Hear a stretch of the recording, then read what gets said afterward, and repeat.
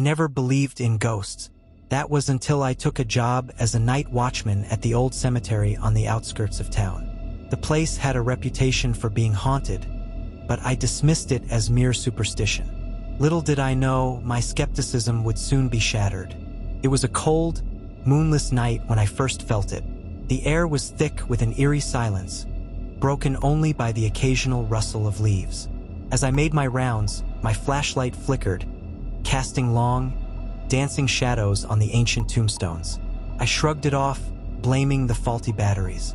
Around midnight, I heard it, a faint whisper, almost like a sigh. I spun around, but there was no one there. My heart pounded in my chest as I scanned the area, my breath visible in the chilly air. Just the wind, I told myself, trying to calm my nerves. But the whispers grew louder, more insistent. They seemed to be calling my name. I followed the sound, my feet crunching on the gravel path, leading me deeper into the cemetery. The whispers led me to an old, crumbling mausoleum. The door creaked open as if inviting me in. Inside, the air was colder, and the whispers turned into mournful wails. My flashlight revealed dusty coffins and cobwebs, but nothing that could explain the voices. Suddenly, the door slammed shut behind me, plunging me into darkness. Panic set in as I fumbled for the door, but it wouldn't budge. Then I saw them, ghostly figures emerging from the shadows, their eyes hollow and lifeless. They surrounded me, their cold, bony fingers reaching out.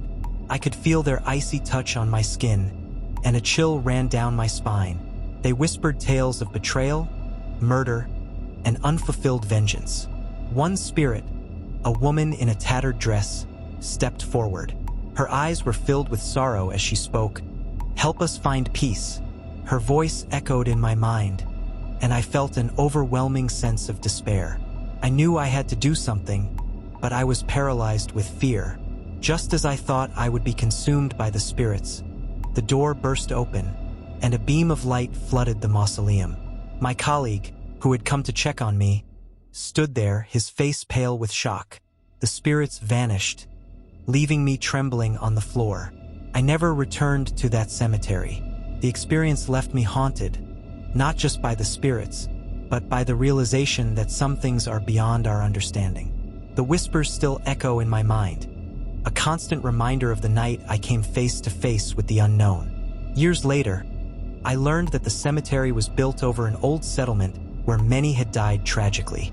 The spirits were restless, seeking closure for their untimely deaths. I often wonder if they ever found peace or if they still wander the cemetery, waiting for someone to hear their cries. Even now, I can't shake the feeling that something followed me home that night. Strange occurrences have become a part of my life. Objects moving on their own, cold spots in my house, and the feeling of being watched. The haunted cemetery left its mark on me, a chilling reminder that the past never truly stays buried.